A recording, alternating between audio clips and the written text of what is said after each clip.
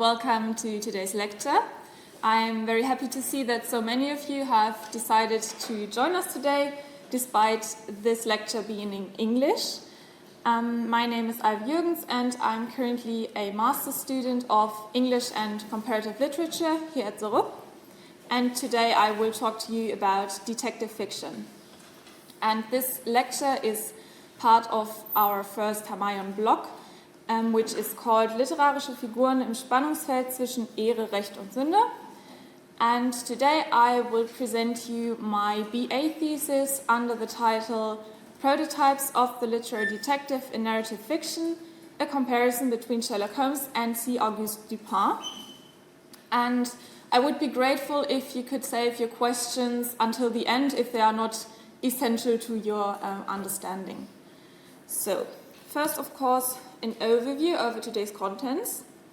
To establish a kind of mutual level of knowledge, I would first like to introduce you to some context regarding the genre of detective fiction and the characters that I will be talking about. And then we will move on to introducing Dupin and Holmes. This includes some general information on them as people or characters, on their personal life, their habits and social life and that kind of thing. And in the second part, we will then talk about their methods of detecting, consisting, for example, of their abilities or principles of investigation. And lastly, we will then have a brief look at the narrators. So, let's get started with a question. Who of you is familiar with Dupin? And who of you is familiar with Sherlock Holmes? Okay, this is about the result that I expected. I also had a look at your S4Rs. And as you can see from the amount of the S4Rs that were submitted, almost all of them named Sherlock Holmes. I think there were 3 that didn't, and only one of them mentioned Dupin. So you seem to be more familiar with Sherlock Holmes than with Dupin. And this leads us to the kind of leading question that we want to explore in today's lecture, which is why is Sherlock Holmes' literary reception so much bigger than that of Dupin? Because, as I will talk about some more in the following slides, Dupin was Holmes' literary predecessor. So first there was Dupin, and then there was Sherlock Holmes. And I asked myself, okay, why is it that Holmes is so much more famous today than Dupin? And I have also developed a hypothesis for this research question that I want you to keep in mind during the lecture, as we will come back to it a few times. And this doesn't work. Okay, so you'll have to trust me. The hypothesis is that Holmes is simply a more endearing, human, and relatable character than Dupin. And this is why he is so much more famous today. Okay, so first of all, a bit of context regarding today's topic. So one of the characters I will be speaking about is Dupin, who is a fictional detective of French nationality. And he first appears in the short story The Murders in the Rue Morgue, published in 1841 by Edgar Allan Poe. In total, there are 3 Dupin stories, the other 2 being The Mystery of Marie Roget, published 1 year later, and The Purloined Letter, published in 1844. The other character I will be talking about is Sherlock Holmes, who, as most of you seem to know, is an English fictional detective. And he first appears in the novel A Study in Scarlet, which was published in 1887 and written by Sir Arthur Conan Doyle. And in total there are 56 Sherlock Holmes short stories and 4 novels. And as I mentioned, Holmes is inspired by Dupin, which, for example, becomes evident by the fact that Dupin is mentioned in the first Sherlock Holmes novel. Generally, both Poe and Doyle have had a big influence on the development of the genre of detective fiction, and especially on the detective short story and the development of kind of literary prototype for the detective. And the Dupin stories are nowadays widely considered to be the first modern detective stories. There are earlier examples of stories that can be considered early forms of detective fiction, especially within the Chinese realm of literature. However, Poe introduced many of the elements that we today consider classic for the detective story. He, for example, introduced the what was it, whodunit, and where is it plot, the locked room mystery, the least likely suspect mystery, the criminal mastermind mystery, and the detective sidekick dynamic, and actually many more. And Poe, interestingly, never referred to his stories as detective stories. He called them tales of ratiocination, and this emphasizes the process of logic and reasoning over that of detecting and discovery. And the reason for that is that the term detective actually only came into use around the time that the Dupin stories were published. So before that, there was not really such a thing as detective stories. And the first American private detective agency wasn't even founded until 6 years after the publication of the last Dupin story.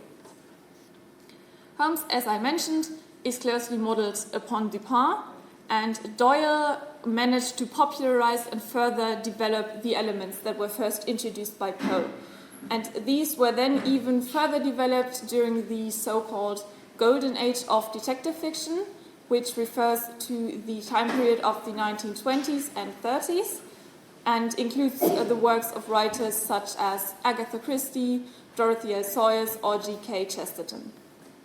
And regarding Poe's influence on the genre and on his own work, Doyle described that Poe is the master of all and the originator of the detective story. So he acknowledges that Poe was the inspiration for Sherlock Holmes. And yeah, as I mentioned, despite this, Holmes continues to be much more popular than Dupin. And there are several reasons as to why this could be the fact. One, of course, being that there's just a lot more Sherlock Holmes material to work with and to adapt. Because remember, we have 56 short stories and novels, or 4 novels, and 3 Dupin short stories. So there's just more Sherlock Holmes material. However, as I mentioned, another hypothesis could be that Holmes is just a more likable character than Dupin.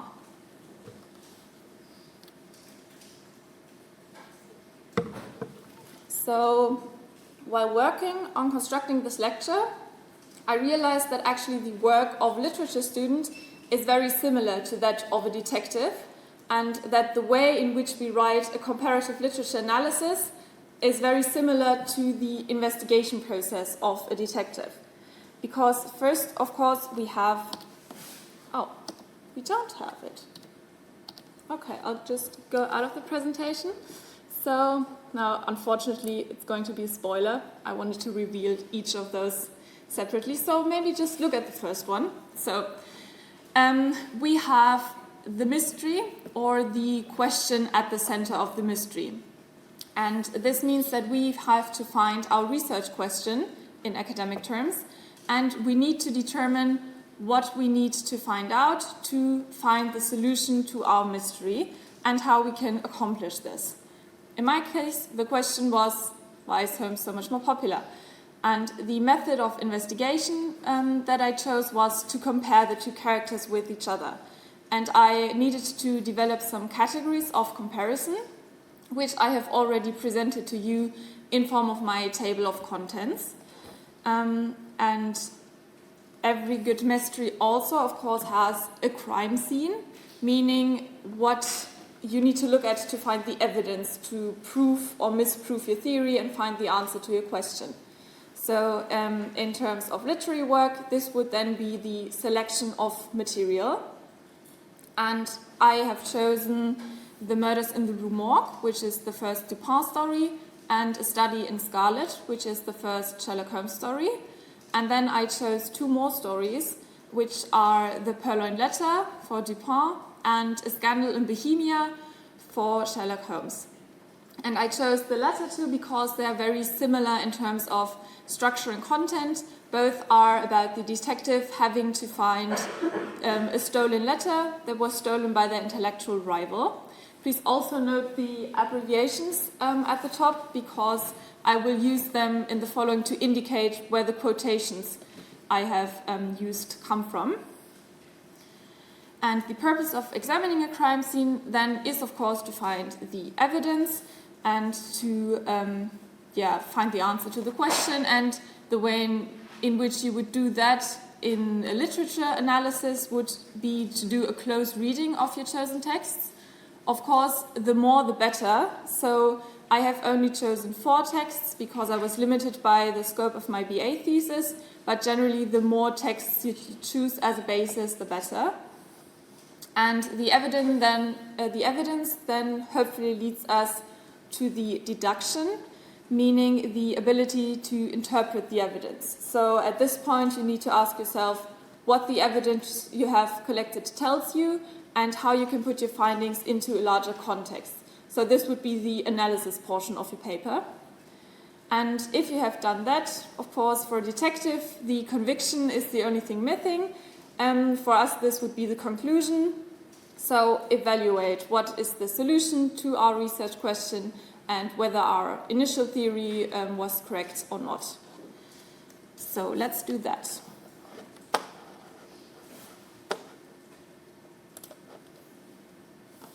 Oh, so now it's working. Great, okay, never mind. So, welcome to part 1. Before we can start, I would like to make a small note on the narrative perspective, because it's important to remember that neither the Dupin stories nor most of the Holmes stories are told from the detective's point of view. The Dupin stories are told from the perspective of a nameless narrator friend. He doesn't really have a personal backstory or any distinctive character traits. He's just there to narrate. And the Sherlock Holmes stories are, of course, narrated by Dr. John H. Watson, who is a retired army doctor. So, Dupin is introduced to the reader as very intelligent and broadly educated. The narrator describes that he first meets Dupin in an obscure library when they are both looking for the same rare volume of a book. And this is not only a metaphor for detection, but also presents Dupin as a very studious person.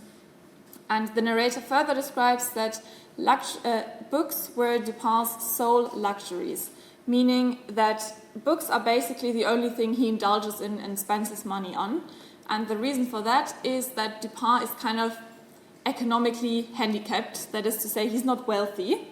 And this stands in contrast to the C in front of his name, because the C is short for chevalier, which usually indicates that someone of French nationality has a noble family lineage and comes from a wealthy and noble family.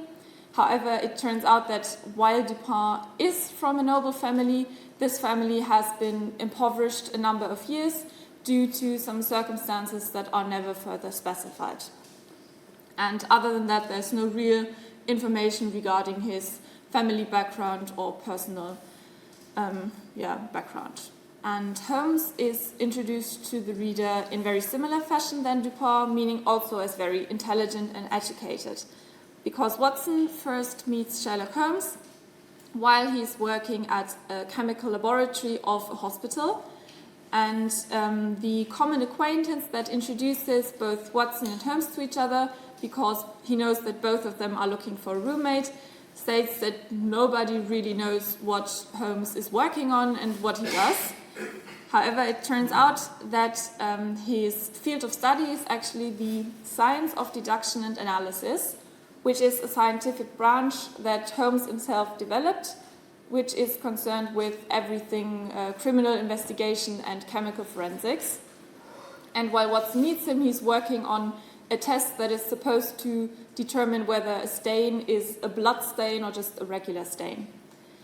And when he first meets Watson, he immediately deduces, based on observation, that Watson must just have come from Afghanistan, which is the truth. So he's immediately introduced as very observant and knowledgeable.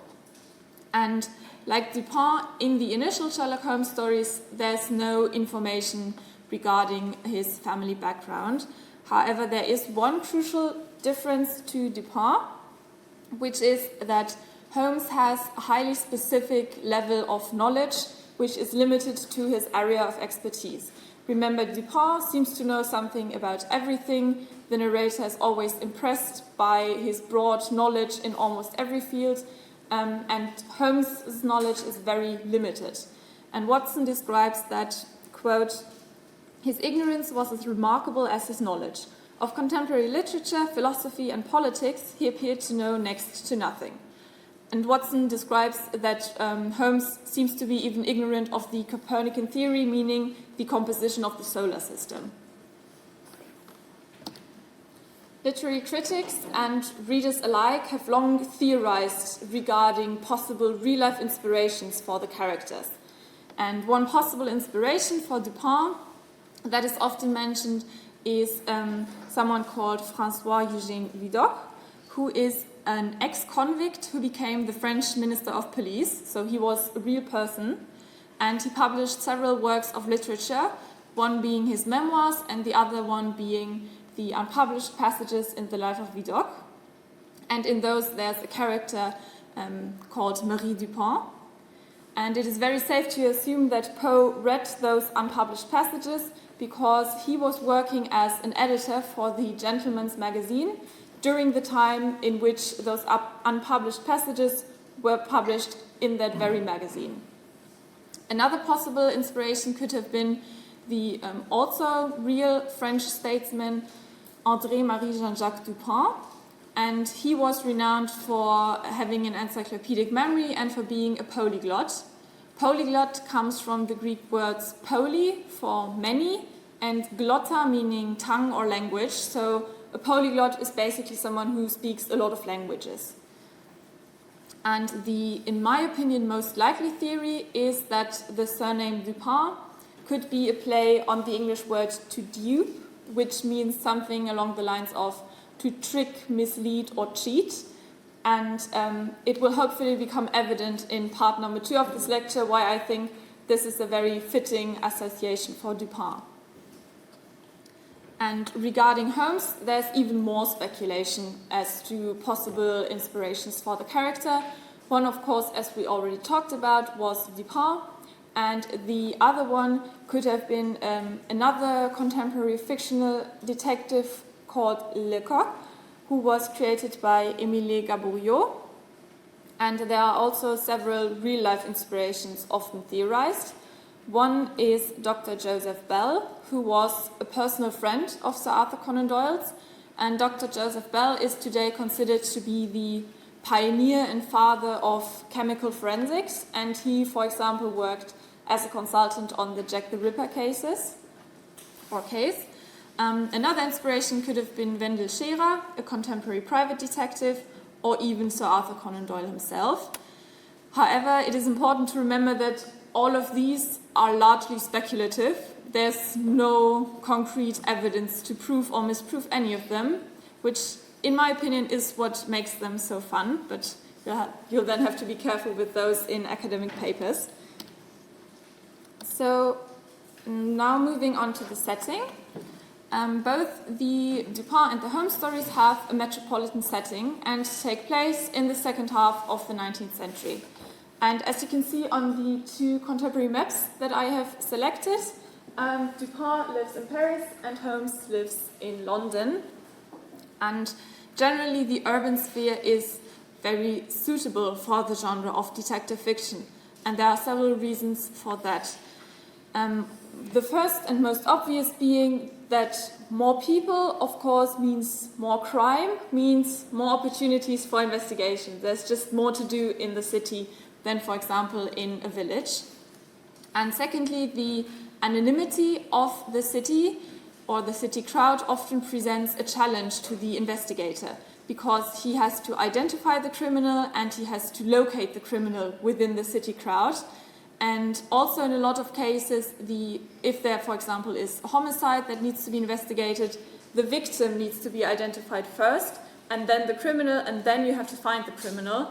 So there are several layers of suspense created by the urban sphere.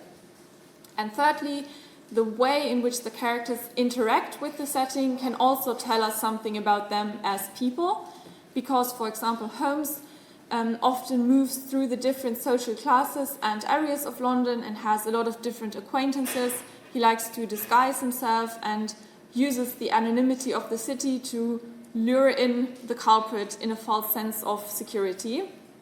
And Dupin also is a big fan of the anonymity of the city because he himself also enjoys to stay anonymous. And now moving on to their individual accommodations. Holmes very famously lives at 221B Baker Street in London in an apartment which Watson describes as follows.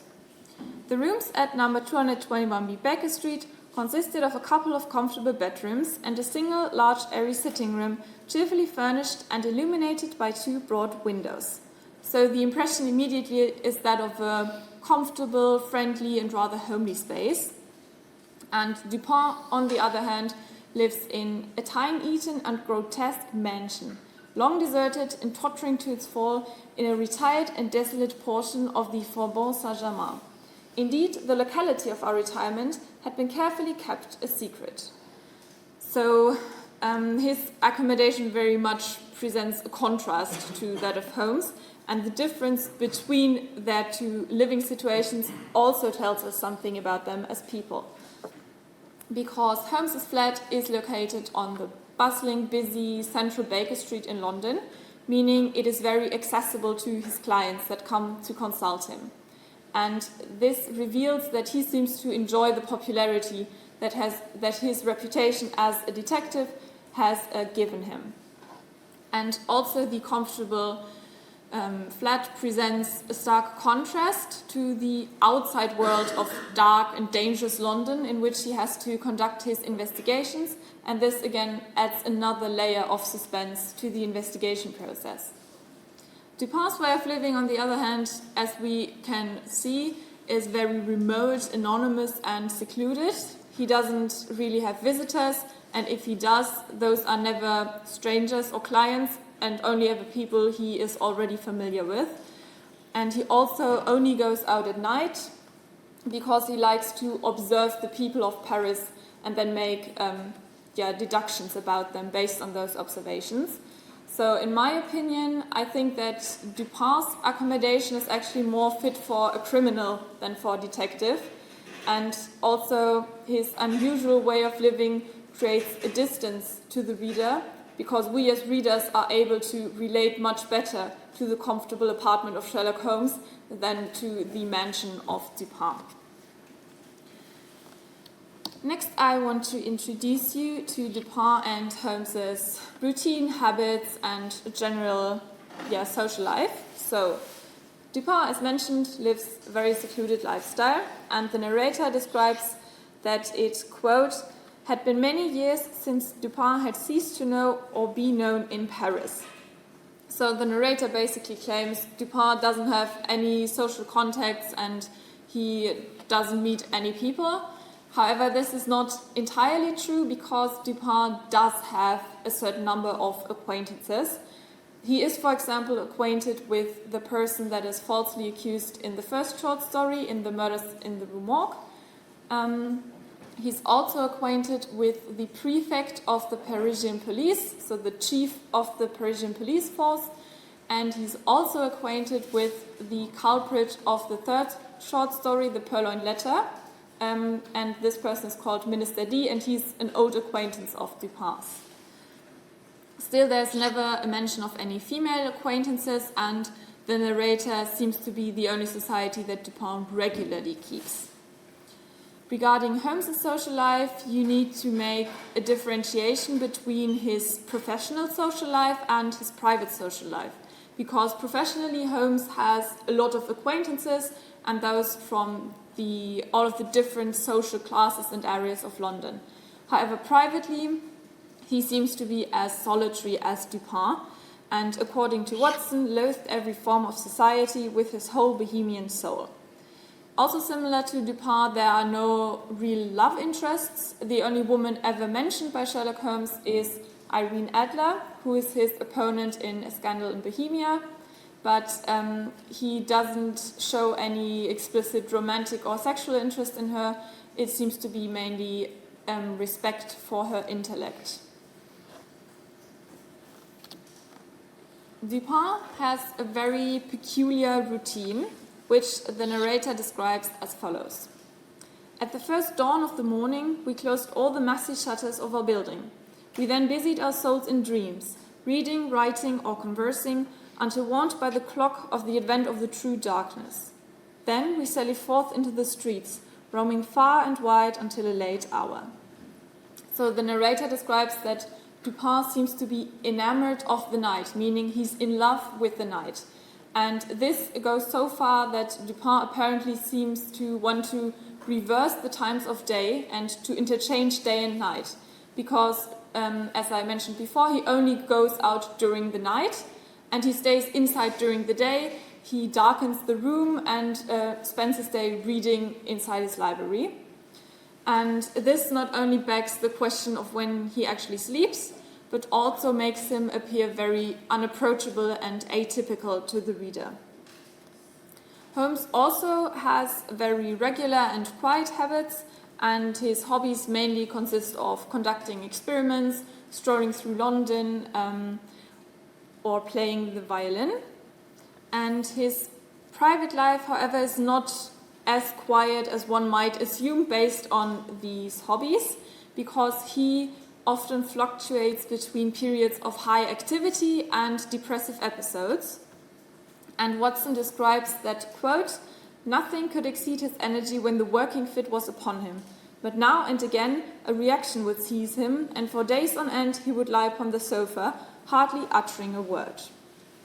And to cope with his depression and the lack of intellectual stimulation that always kind of haunts him when he doesn't have a case to work on, Sherlock Holmes developed a habit of substance abuse in the form of cocaine. So he's addicted to cocaine. However, in this context, it is very interesting that the reader doesn't look down on him for this. The reader perceives him as a genius who kind of has developed this habit to cope with being so much smarter with everyone else. And because he's bored, we as readers are more inclined to understand this habit, because we say, okay, well, if we were this smart, we would also be bored all the time, probably. So Holmes's deviations from societal norms in this context appear to be more understandable than the atypical rhythm and kind of habits that Dupin keeps. Regarding the relationships to the narrator friends who tell the stories, it's clear that Dupin definitely is the dominant part in the relationship to the narrator, because when the narrator describes the days or their adventures, it's always, "We went out only at night and we closed the windows," and he includes himself in this lifestyle and adapts this strange routine. Whereas Watson, on the other hand, always keeps his life kind of separate from Holmes, so Holmes is not as influential on Watson as Dupin is. So the next aspect that we will have a look at is actually one of those that I find most interesting about this comparison, and those are the motivations for detecting. So why do Dupin and Holmes get involved with investigating? And again, we will start with Dupin. And first of all, it becomes clear that there is a discrepancy between what Dupin, or the narrator on his behalf, claims and the reality. So Dupin first claims to investigate for the purposes of amusement and intellectual challenges. And in reality, of course, he is amused by the intellectual contests, but also very much enjoys the power that his deductions give him over others. And this becomes evident when you look at the second claim, which the narrator makes on behalf of him, which is that he values the intellectual exercise over the display of abilities, whereas in reality, he takes great care to orchestrate the final reveal of the case carefully and to craft moments that emphasize his intellectual superiority over others. For example, in the purloined letter, the prefect of police asks Dupin for help to find a letter which has been purloined, meaning stolen. And the prefect of police tells Dupin that the police have tried everything to find the letter, They are aware who has stolen the letter, a man named Minister D, and they are also aware that the letter must be hidden somewhere on the premises or in the house of Minister D. And the police have tried everything and all of their tactics, but they are not able to find the letter. And Dupin is very aware of the fact that the police do not have any strategies left, and they won't be able to find the letter with the tactics that they are using. Nevertheless, he still asks the prefect of police to go back once more and research Minister D's premises. Eventually, the prefect of police then comes back to Dupin and says, well, of course, we haven't been able to find the letter again. And this is then when Dupin surprisingly produces the letter, which he has himself obtained in the meantime.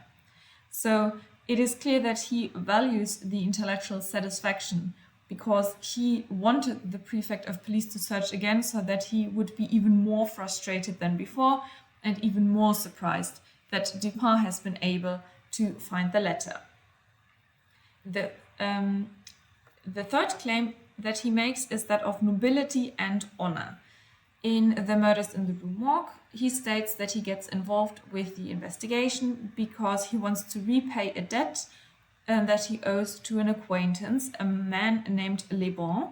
And as suggested by his name, Le Bon in English meaning the good, of course he is falsely accused and Dupin manages to prove his innocence.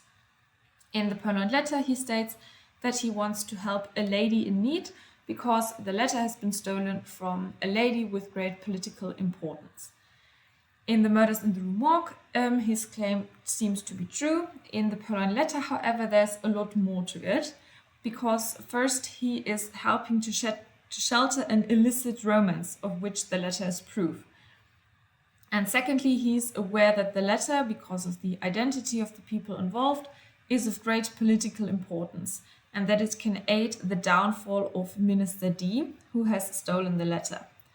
And thirdly, he's motivated by reasons of personal revenge, because Dupin states that D at Vienna once did me an evil turn, which I told him, quite good-humouredly, that I should remember. So there's a personal backstory and a rivalry between them. And this is evident by the fact that he not only steals the letter back from Minister D, but he also makes sure to leave him a note with a hint to his identity, because he wants Minister D to know that it was him, Dupin, who bested him. The fourth claim he makes is that he has no interest in money. However, in reality, he only feigns disinterest in the reward offered for finding the letter, and then manipulates the police prefect into telling him how much the reward is, and then by heightening his frustration and amazement, he manipulates him into offering him the reward without having to ask for it. Holmes has very similar motivations to Dupin. He also first claims amusement and especially laughing at the incompetence of the police as reasons for getting involved with mysteries. And like Dupin, in reality, he not only enjoys intellectual contests, but also the superiority he has over others and demonstrating this fact regularly. The second claim regards his reasons for never revealing the culprit until the very end. And he claims that the reason for it is that explaining too many of his results too early could endanger the process of investigation. In reality, of course, revealing only partial or intermediate results heightens the suspense and surprise of the final reveal that Holmes, like Dupin, usually artfully crafts.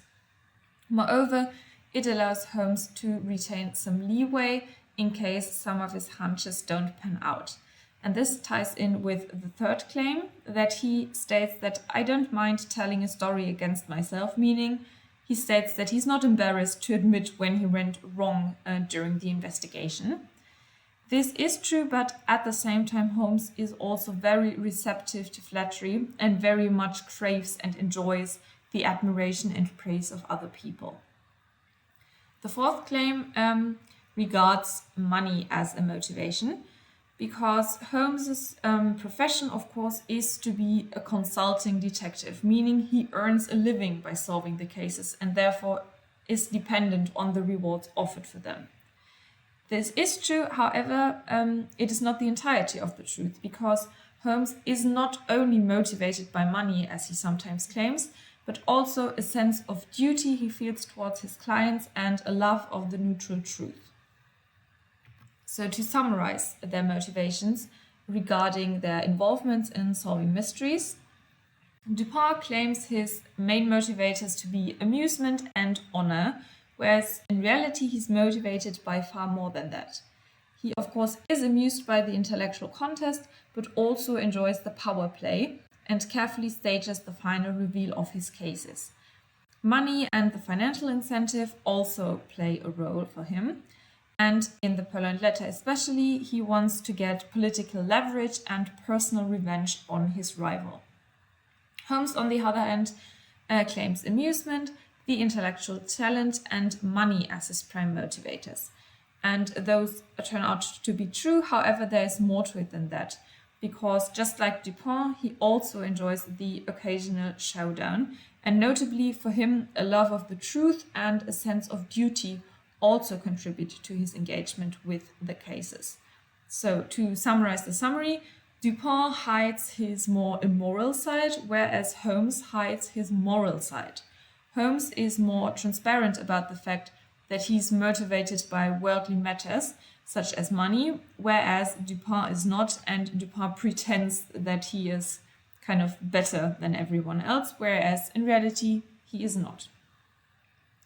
Now, to summarize this first part in terms of effect on the reader, because remember, our hypothesis is that Holmes is much more popular in pop culture reception because he's a more sympathetic character than Dupin.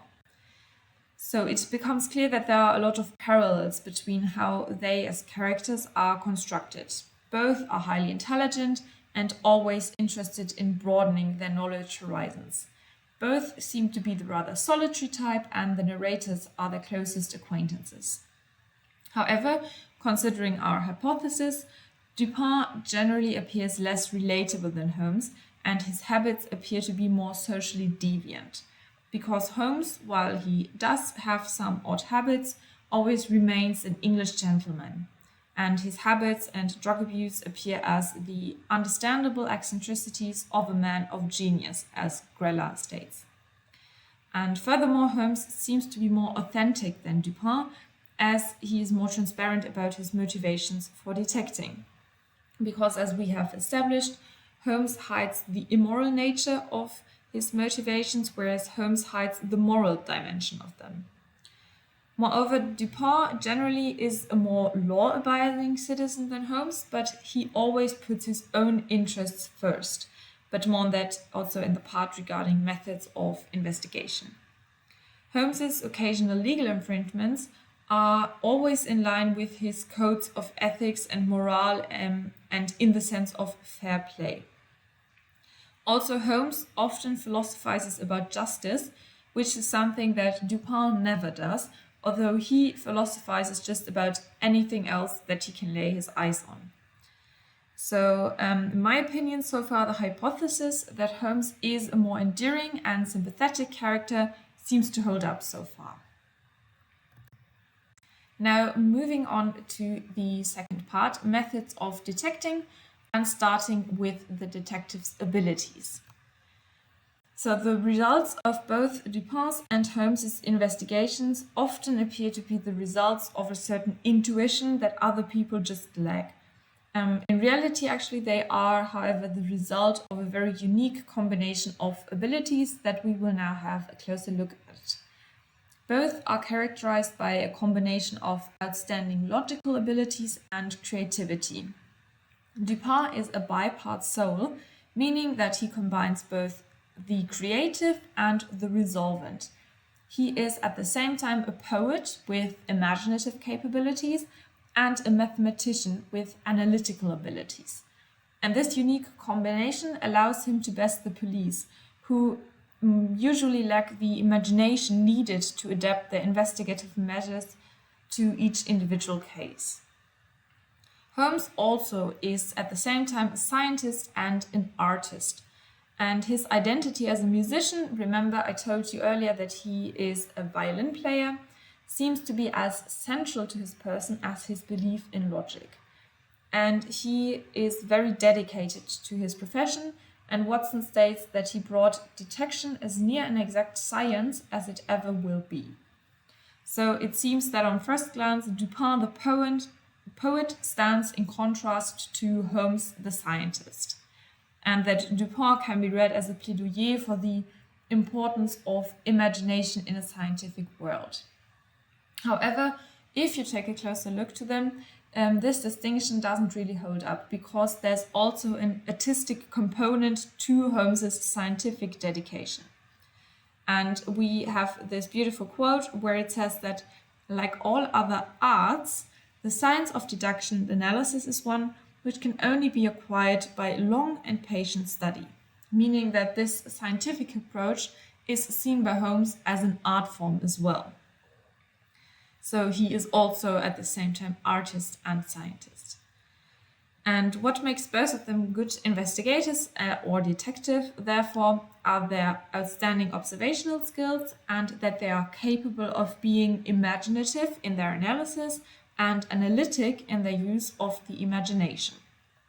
And these abilities also make them capable of being so-called armchair detectives. And as the name suggests, those are detectives who can solve a mystery without leaving their armchair. For example, in the third Dupin short story, The Mystery of Marie Roget, Dupin solves the entire case only based on police reports and newspaper articles and doesn't even leave his study for it. And one ability that especially Dupin also personifies is that of identifying with the criminal by using his imagination. He can kind of enter his opponent's mind and use that to his advantage, but more on that later as well. Now moving on to their principles of investigation and their way of operating, because there are a lot of similarities between them. And the slides may seem a bit overwhelming with the text, but I included a lot of quotes to show that, especially in this area, Doyle seems to be heavily inspired by Poe, and you can reread the quotes later if you like. So the first principle is that investigations should be evidence-based instead of assumption-based, meaning that both Dupin and Holmes emphasize first-hand evidence in personal examinations of the crime scene. And they warn of taking premature assumptions, especially if those are the premature assumptions of other people like the press or the police, because they are usually not founded on evidence and can only mislead the investigation. The second principle is that there is a difference between seeing and observing, because both the narrators and the police typically lack the ability to observe all the relevant detail as the detective does. The third principle is that of thinking backwards, because only when thinking a posteriori, as Dupin calls it, and starting from the evidence, one can arrive at the correct and only possible solution that incorporates everything that needs to be observed. There also is another principle that Holmes and Dupin share, which is that the more outré and impossible to solve a case seems to be, the easier it is usually to solve. Because the more commonplace a case, the more elements there are that are repeated in other cases as well and that are more difficult to solve. But if there are a lot of unusual elements to a case, there are less solutions possible at the very end, and you can arrive at the only one that incorporates all the evidence much easier. And there's another key difference in their way of operating as well, which regards their interpretive approach regarding the observations that they make.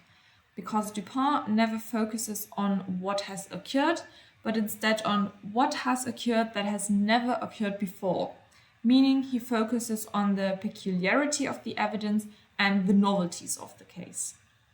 Holmes, on the other hand, is convinced that there's nothing new under the sun, and according to Watson, he's a walking calendar of crime, meaning he has a very extensive knowledge of past cases and he uses those to compare different theories and solve new cases. Now moving on to the actual process of investigation.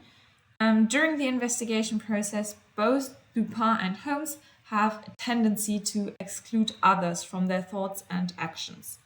And this, of course, makes it easier for them to prove their intellectual superiority in one final, carefully orchestrated twist. So Dupin, for example, refuses to talk about the case in the Murders in the Rue Morgue until the final revelation, and he has a tendency to exclude the narrator from the investigative measures in both short stories that I looked at.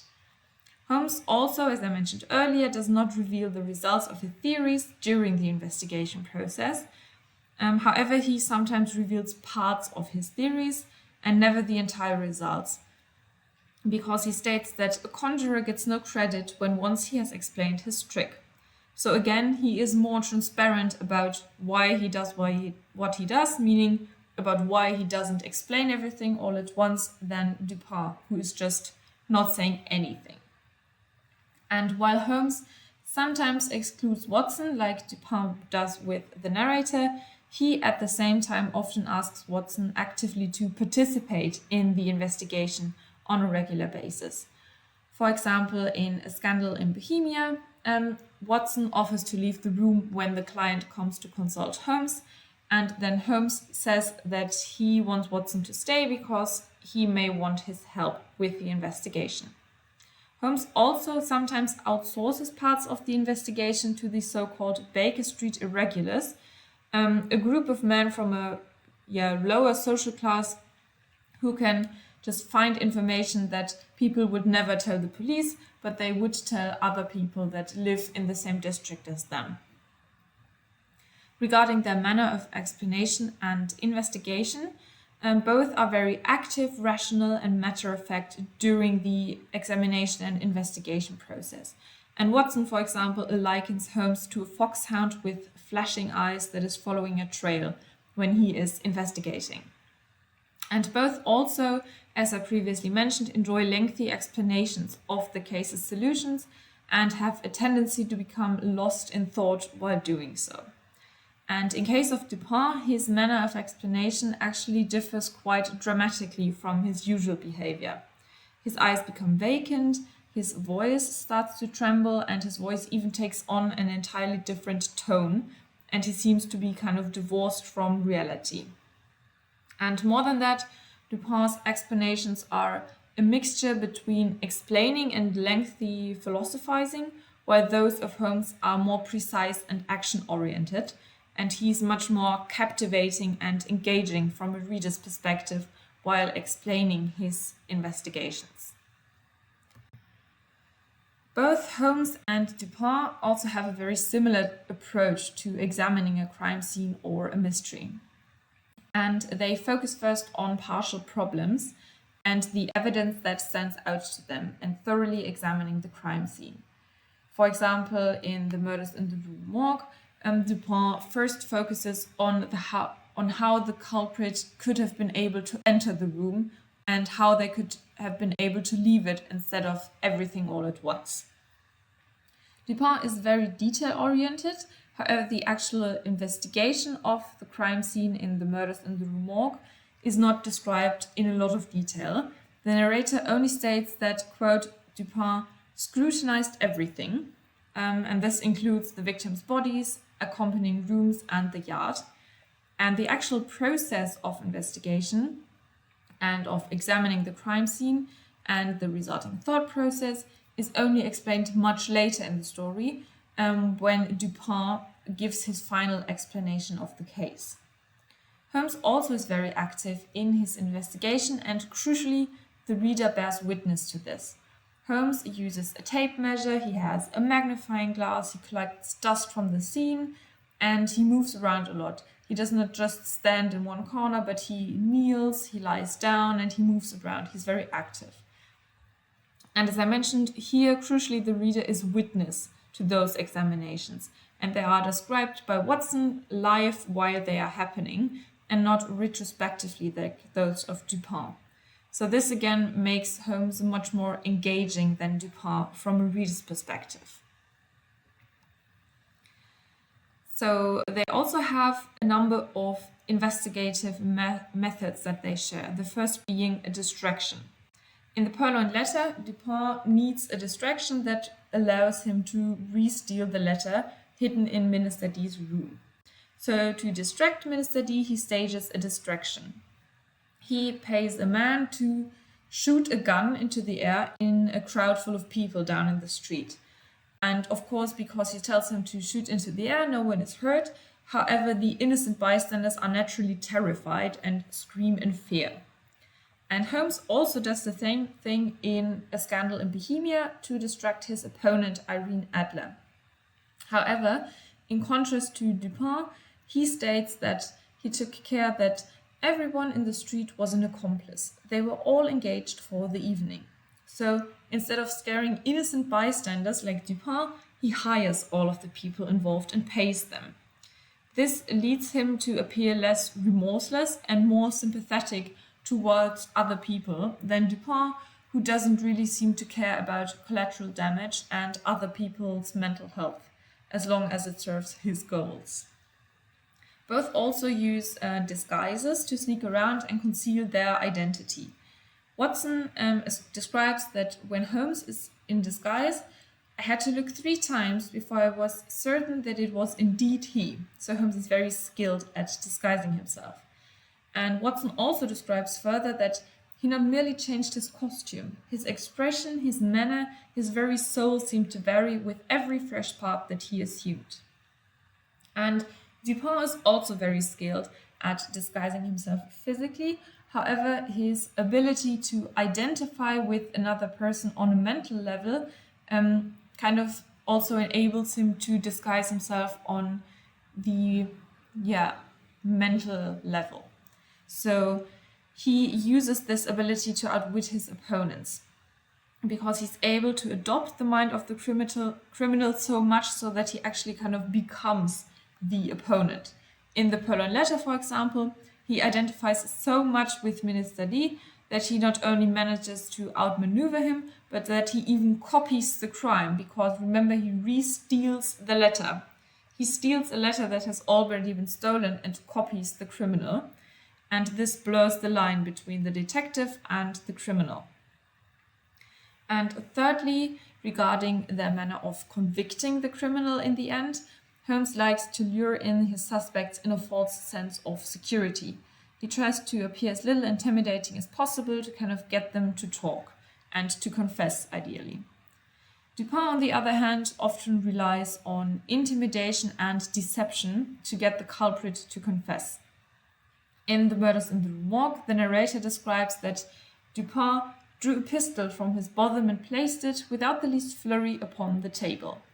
So again, here Holmes appears to be more sympathetic and considerate towards other people's feelings than Dupin. Again, this kind of supports the hypothesis that Holmes seems to be a more human character and less manipulative and analytical than Dupin. Now the third part, which is a kind of small side note regarding narrators, narrative perspective, and the generation of suspense and surprise. In both cases, we have a homodiegetic first-person narrator. This means that the reader only ever knows as much as the narrator. And the narrator often, for example, examines the crime scene next to the detective. So, because we as readers know everything that the narrator knows, and the narrator is seeing the same things as the detectives and describing them to us as readers, we think that theoretically we should also be able to solve the crime. And this kind of illusion of a fair contest, of course, is only an illusion because the narrator typically misses the crucial clues. Because, as mentioned earlier, he, of course, lacks the observational skills of his companion. And moreover, if the detective is not the narrator, the solution to the mystery is postponed until the big reveal in the end, and the surprise generated from it is much bigger. Generally, also, there is a cognitive discrepancy between a narrator and detective, and the narrator presents a contrast against which the detective's genius can shine. And this is especially the case when the narrator is highly intelligent himself, like Watson, because remember, Watson is a doctor, and doctors are not typically very smart people, and still Holmes is so much more intelligent than Watson. And more than that, the narrator also functions as an intertextual audience that represents and anticipates the reader's reactions. So, at first, Dupin's narrator friend and Watson are skeptical towards the detective's abilities, until, of course, their astonishment at the revelation turns into admiration, and this, due to the narrative perspective, is then transferred to the reader. Often, the reader is also allowed to outwit the narrator, and this lessens the frustration at being intellectually inferior to the detective, because the reader can comfort themselves that at least they were smarter than the narrator friend. And although the dynamic between the narrators and the detectives is very similar in both cases, there are a few key differences. Because Dupin's nameless narrator friend is not more than that. He is basically just a nameless sidekick whose entire existence is dominated by and centered around worship for the detective. Watson, however, is often called the sidekick extraordinaire. He has a name, a personality, a backstory, and he also likes to add details and personal opinions to his accounts of the story, which is something that Dupin's narrator friend rarely does. And regarding the effect on the reader of this narrative perspective, Sawyers remarks how the sturdy independence of Watson adds salt and savor to the eccentricities of Holmes, and how flavorless beside it is the hero-worshipping self-abnegation of Dupin's friend. Meaning, Watson's narration seems to be able to soften Holmes's analytical persona and humanize his more eccentric tendencies.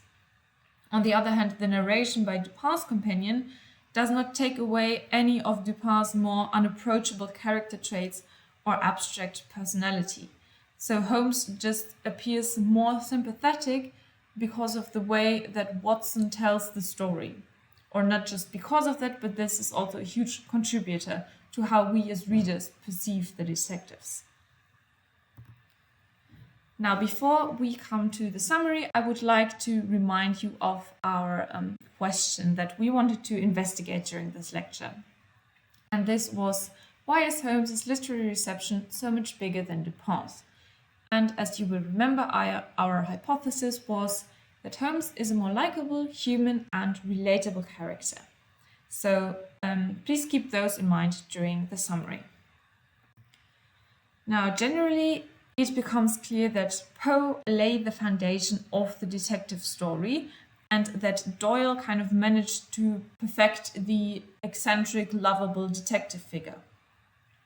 In terms of lifestyle and character, they are very similar. They are both intelligent and well-read in their own way, one very broadly and one very selective.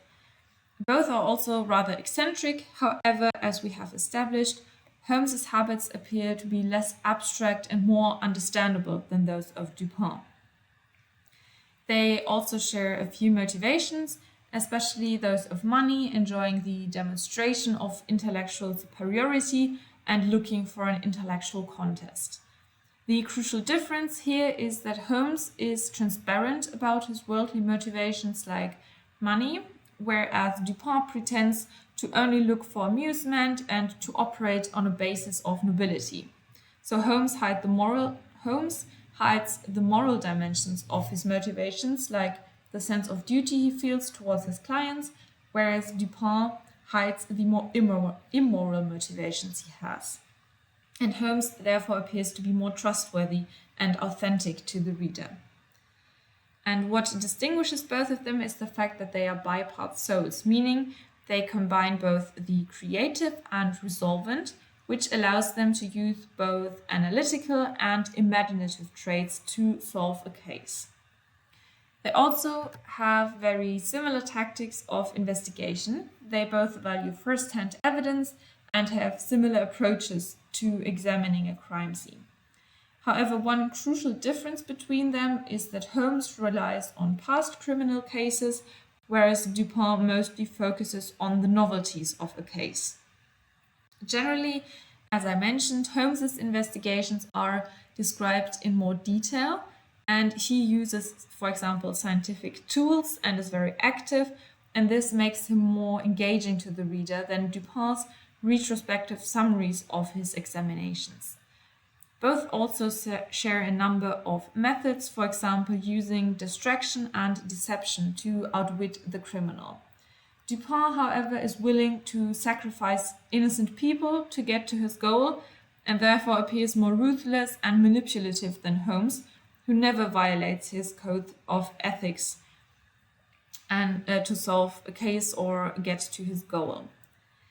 And the narrators, as mentioned on the previous few slides, are also very relevant to how the reader perceives Holmes and Dupin. Generally, they are crucial for creating suspense and presenting a contrast against which the detective appears to be even more ingenious. Dupin dominates the relationship to the narrator, a dynamic which is then transferred to the reader due to the point of view, because remember, we are always in the head of the narrator. And the narrator friend doesn't add any personality and opinions to his account of the stories. Watson, in contrast, adds comments and opinions and just personality to the stories and manages to humanize Holmes's eccentricities through this narration. In conclusion, it is evident that both Poe and Doyle have left undeniable imprints on the genre of detective fiction, the development of a literary prototype for the detective, and especially on the detective short story. Although Holmes clearly owes a lot to his literary predecessor Dupin, in my opinion there are a lot of novelties regarding his character that make him stand out in literary reception. Both are eccentric geniuses, however it has become clear that Holmes is a lot more human than the very analytical Dupin, and that his habits appear more understandable and less socially deviant than those of Dupin. So the hypothesis regarding the reasons for Holmes's outstanding literary reception, therefore, in my opinion, seems to be true. I have summarized the final conclusion for you to reread at home as well. And I thank you very much for listening, and I would like to encourage you to maybe add a comment on my hypothesis or ask any questions that you have still left. In the meantime, these are my sources, and thank you very much for listening.